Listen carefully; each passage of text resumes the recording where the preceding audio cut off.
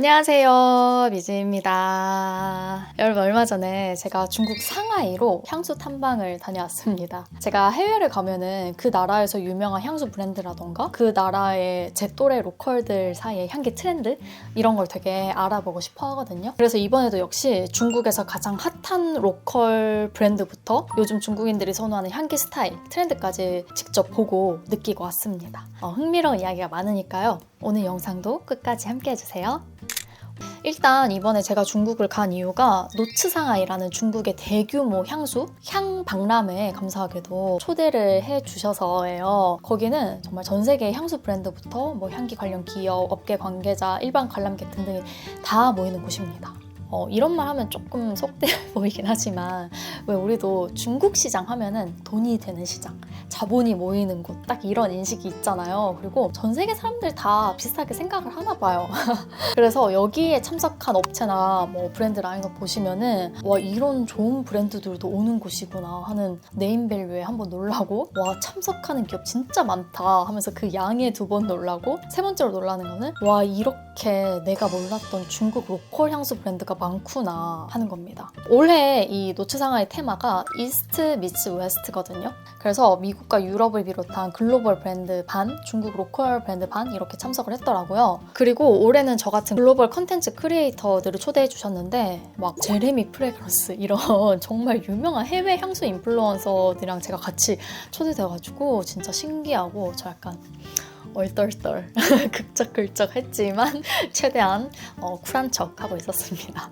여튼 저는 노츠상하이에서 중국 향수들을 많이 접해보고 싶었어요. 왜냐면은 인기 많은 글로벌 브랜드들은 사실 한국이든 서양이든 중국이든 좀 비슷한 편이거든요. 중국인한테도 지금 조말론, 바이레도, 딥테크가 주류예요. 근데 중국 로컬 향수들은 저한테 좀 미지의 세계인데 중국 로컬 향수 시장도 꽤나 크고 요즘 젊은 층들에서 핫하다고 하길래 제가 노츠상하이 가자마자 로컬 향수 브랜드들을 쭉 살펴보고 시향도 해봤습니다. 그리고 제가 딱 느낀 중국 향수들의 특징이 대체로 향이 정말 은은하다는 겁니다.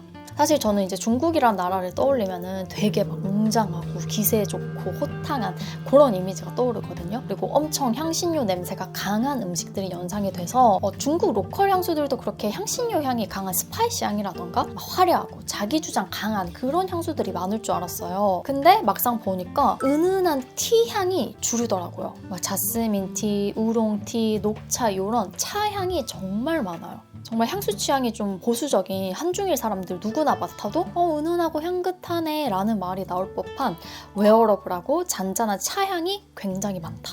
근데 아무래도 중국이 차 문화의 중심지다 보니까 그것이 중국인 분들에게도 익숙한 향으로 다가오고, 또 외국에서 봤을 때도 중국 하면은 차가 딱 떠오르긴 하잖아요. 그래서 킬리안 임페리얼 티, 아르마니 떼울롱, 자라 상하이 향수 이런 티향 향수들은 거의 중국에서 영감 받았다는 컨셉이긴 하니까 역시 중국은 차구나 싶은 생각이 들었고요. 차향이 아니더라도 플로럴 향이든 프루티 향이든 대체로 되게 은은해요. 그리고 중국 로컬 향수 두 번째 특징, 정말 중국스럽다.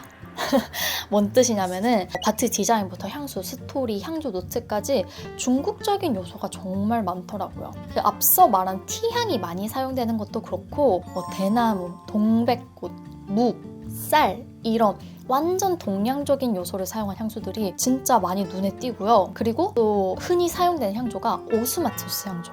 진짜 오스만투스는 거의 모든 브랜드에서 적극적으로 다루고 있더라고요. 근데 거기서 이제 직원분이 말씀해 주시길 상해에서는 가을이 되면 오스만투스를 되게 흔하게 볼 수 있대요. 그래서 주택가든 거리에서든 오스만투스 향이 가득하다고 합니다. 그렇기 때문에 상해 사람들은 오스만투스 향을 맡으면은 자신들의 어떤 고향이나 어린 시절을 떠올린다고 하더라고요. 그런 식으로 중국 로컬 향수들은 중국인들의 감성을 자극할 수 있는 마케팅을 펼치는 것 같다라고 생각을 했어요. 우리나라 향수들은 이제 한국적인 요소를 그렇게 많이 넣진 않잖아요. 그나마 지금 생각나는 거는 템버린즈가 향수 이름을 뭐 보따리라고 짓는다던가 쑥, 결명자 이런 노트를 사용한다던가 하는 식으로 좀 한국적인 재미를 살리던데 거의 대부분의 K 브랜드들은 전통이나 한국적 요소보다는 트렌드 그리고 심플함 이런 쪽을 택하는 것 같거든요. 근데 중국은 패키지에서부터 나 중국 향수다 라고 외치고 있는 것 같은 향수들이 많고요. 향도 확실히 동양적이에요. 예를 들어 보자면은 지금 중국 로컬 향수들 중에서 제일 핫한 브랜드 중 하나가 도큐먼츠라고 있거든요. 이 도큐먼츠는 2020년에 론칭된 하우스인데 니치 퍼퓸을 좋아하는 젊은 층들 사이에서 너무 반응이 좋은 거죠. 그래서 로레알에서 투자도 받고 또 중국의 핫플레이스마다 도큐먼츠의 팝업 스토어가 열리고 있을 정도로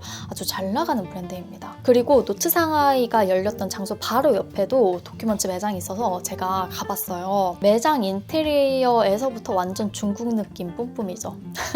그리고 제품 바틀 모양도 중국 전통 건축은 공예품 이런 데서 영감받은 디자인입니다. 그리고 향이 생각보다 다 되게 좋더라고요. 요즘에 잘 먹힐 스타일이다 이런 생각을 했고 한두 개 베스트 향만 좋은 게 아니라 전반적으로 향이 다 괜찮았어요. 여기에 사용된 향료 퀄리티나 조향사 라인업도 좋고 전반적으로 독하거나 자극적이지 않고 밸런스가 좋은 향들입니다. 이 도큐먼트 창립자가 말하기를 중국과 서양은 럭셔리의 핵심에 대한 이해가 다 다르다. 서양은 화려하고 정복적인 느낌이라면 중국은 내성적이고 소박하다 이렇게 얘기하더라고요. 아무래도 서양에 비하면은 동양이 좀 그런 느낌이긴 하죠. 그래서 이 도큐먼트 향수들도 거의 잔잔하게 오래가는 향들이고요. 요즘 트렌드에 맞게 모두 젠더리스한 향입니다.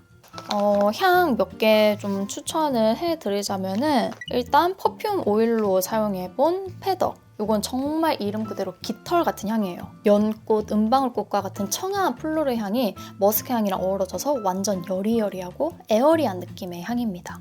왜 동양화 중에 산수화 이런 거 보면은 좀 수수하면서도 여백의 미가 있잖아요.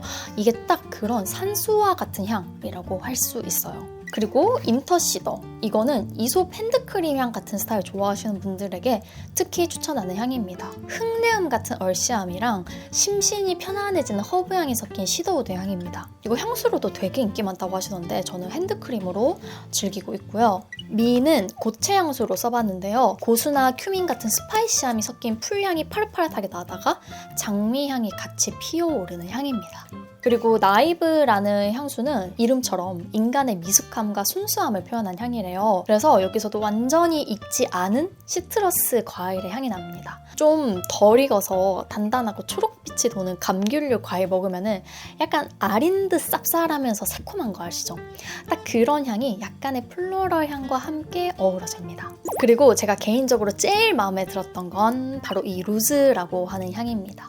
이거 향이 진짜 좋고 독특한 개성이 있고 우리나라에서 구하기 쉽지 않으니까 이거 좀 아껴 뿌려야겠다라는 생각을 정말 오랜만에 들게 한 향수예요. 이거는 샴페인, 수제 맥주, 그리고 마오타이라고 하는 중국의 곡주에서 영감받은 향입니다. 그러니까 술향이거든요.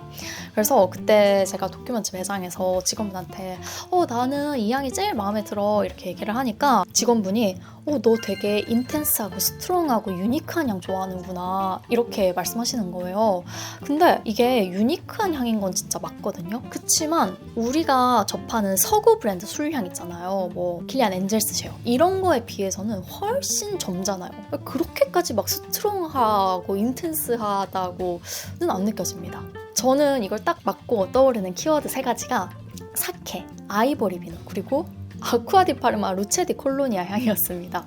이거 처음에는 딱 향긋한 사케에서 날 법한 뽀얀 쌀향, 곡물향 이런 게 나요. 그래서 첫 향은 살짝 부지한 느낌이 있는데 곧이어서 아이보리 비누향 같은 느낌이랑 이상하게 아쿠아디파르마 루체디 콜로니아 캔들향 비슷한 게 나는 거예요. 근데 저는 그 루체디 콜로니아 향도 엄청 고급진 우디 비누향으로 느끼는데 제가 그 향을 진짜 좋아해요. 그 향이 향수가 없어서 너무 아쉬웠거든요. 근데 이 향수가 이상하게 그 향과 비슷해서 더 좋았습니다.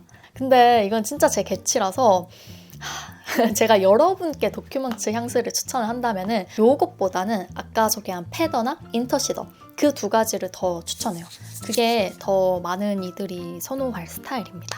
그리고 도큐먼츠와 더불어서 현 시점 중국 MZ들에게 가장 핫한 로컬 브랜드가 투썸머거든요.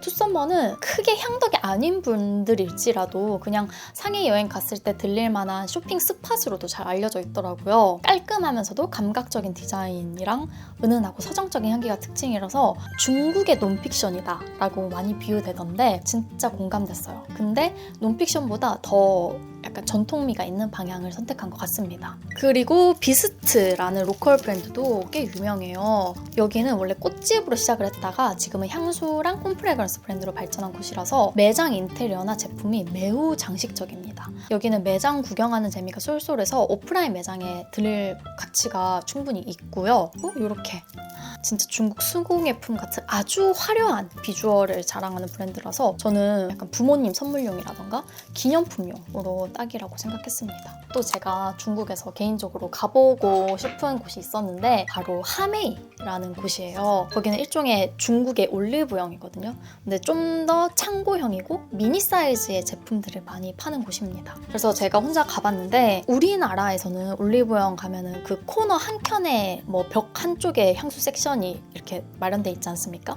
근데 거기는 그냥 건물 하나가 다 향수랑 향기템만 있는 거예요. 그래서 입장할 때도 명품관 들어가듯이 이렇게 웨이팅해서 들어가야 되고 딱 들어가자마자 향수들이 쫙 있는데 자, 딥티크, 바이레도, 조말론, 크리드, 톰포드, 르라보, 산타마리아 노벨라, 프레데릭 말, 메모, 메종 마르지엘라 등등 진짜 웬만한 니치 퍼퓸부터 디자이너 브랜드, 중국 로컬 향수들까지 정말 많은 거예요. 그래서 와 진짜 이렇게 다양한 인기 브랜드들을 한 곳에서 이렇게 캐주얼하게 접할 수 있다니 너무 좋다 이렇게 생각을 했죠. 그리고 옆에 보면은 더 다양한 향수들이 샘플 사이즈의 소용량으로 이렇게 쌓아놓고 팔고 있거든요. 향수뿐만 아니라 샴푸나 바디 제품 같은 향기템들도 진짜 많아요. 근데 사실 미리당 가격으로 따져보면은 그렇게 저렴하지는 않은데요. 그래도 본품 사기 전에 부담 없이 시도해볼 용도라던가 선물용으로 괜찮죠.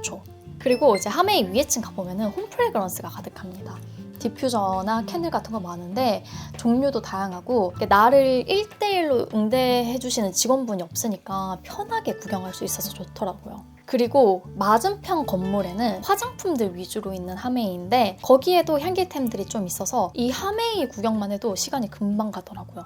그리고 투디파인이라는 로컬 브랜드도 로츠 상하이 진행하는 내내 그 부스에 사람이 많더라고요. 여기는 대체로 좀 온화하면서도 복잡하지 않은 향기들이 느껴졌고요. 그리고 파람사라라는 브랜드는 중국에서 10년간 거주한 인도인 창립자가 만든 브랜드라서 약간 인도 철학, 불교적 메시지 이런 게 향수에 다 녹여져 있습니다. 예를 들어서 이 더 너바나라는 향은 열반이라는 의미를 가지고 있어요. 그래서 이렇게 번뇌를 끝내고 완전한 평화의 상태에 이른 상태를 약간의 인돌릭한 자스민 향이랑 달콤한 만다린 향으로 완성했습니다.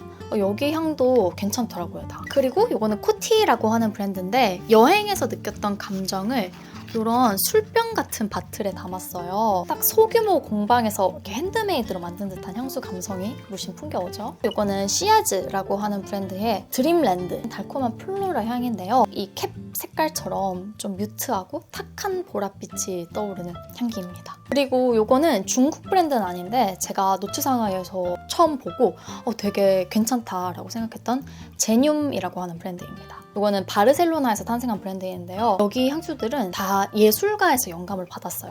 그래서 이름이 뭐 발레리나, 싱어, 타투이스트, 액터 이런 거예요. 근데 발레리나 향 맡으면은 진짜 발레리나처럼 하늘하늘한 꽃향기인데 뭔가 올고즘이 있어.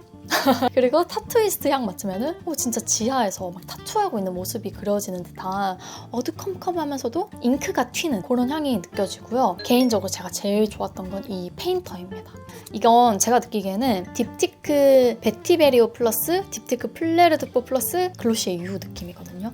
블랙페퍼 향으로 개운하게 시작을 해서 깨끗한 베티버 향에 맑은 머스크가 더해져서 너무 향이 좋은 거예요. 심지어 지속력도 엄청 좋아.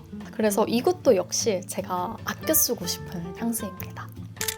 이 외에도 진짜 유명한 브랜드부터 처음 보는 향수들까지 너무너무 향수들이 많아서 진짜 하루 종일 지칠 때까지 시향하고 착향하는 너무 즐거운 시간을 보냈는데요. 이렇게 제가 노트 상하이라는 전시회도 가보고 또 상하이 구경도 해보니까 솔직히 말해서 좀 놀라고 부러웠어요. 내 생각보다 더 많은 향수 브랜드나 향 관련 기업이 이미 중국에 진출해 있어서 이 브랜드는 한국에서도 접하기 어려운 하이엔드 브랜드인데 상해에는 이렇게 크게 플래그십 스토어가 있구나 뭐 이런 생각도 들었고 이 기업이 아시아 거점 나라로 중국을 선택했구나 막 이런 생각도 들었어요. 그리고 하메이나 세포라 같은 것도 큰 규모로 되게 잘 돼 있어서 다양한 향수들에 대한 대중적인 접근성도 좋고 또 노트 상하이처럼 대규모 향수 박람회가 있다는 것도 놀라웠습니다. 그래서 한국도 향수 시장이 더 커져서 국내에서도 꼭 이런 큰 향수의 장이 열리고 또 더 많은 사람들이 향수를 쉽게 접할 수 있는 어떤 마켓이 많아졌으면 좋겠다라는 생각이 들었습니다. 우리나라가 워낙 트렌디한 국가라서 이미 향수에 대한 관심도도 높고 또 꾸준히 향수 시장이 완만하게 커가고 있는 국가라면은 중국은 이제 막 향수 시장이 폭발적으로 성장할 국가라고 보는 관점이 많더라고요. 올해 우리나라 향수 시장 판매액이 1조 정도 되는데 중국은 약 5조 정도 될 거라고 보더라고요. 그래서인지 노트 상하이에서도 향수 브랜드들 뿐만 아니라 뭐 지보단이나 DSM, 퍼미니시 이런 세계적인 탑티어 향료 기업들도 참석했고 또 조향사, 브랜드 창립자, 향수업계 고관여자 등등도 많아서 진짜 향에 관한 전방위적 접근이 가능했던 곳이었습니다. 그리고 일반 관람객들도 15,000명 정도 왔다고 하더라고요. 그래서 상해 여행을 계획하고 계신 우리 향덕분들이라면은 노트 상하이 일정 맞으면은 방문해 보시는 거 정말 추천드립니다. 시향할 것도 너무 많고 경험할 것도 너무 많아서 꼭 편한 신발을 신고 가시길 바라겠습니다. 정말 돌아다니느라 바쁘거든요. 그리고 저 중국 여행 이번에 처음 가봤는데 되게 좋더라고요. 특히 상해가 깨끗하고 세련된 도시라서 그런지 여행하기에도 편하고 볼 것도 많고 음식도 너무 맛있었어요. 그래서 간단한 브이로그도 제가 찍어왔으니까 그건 다음 영상에서 보여드리도록 하겠고 오늘은 여기서 이만 마무리하도록 할게요. 이번 영상도 끝까지 시청해주셔서 감사합니다, 여러분.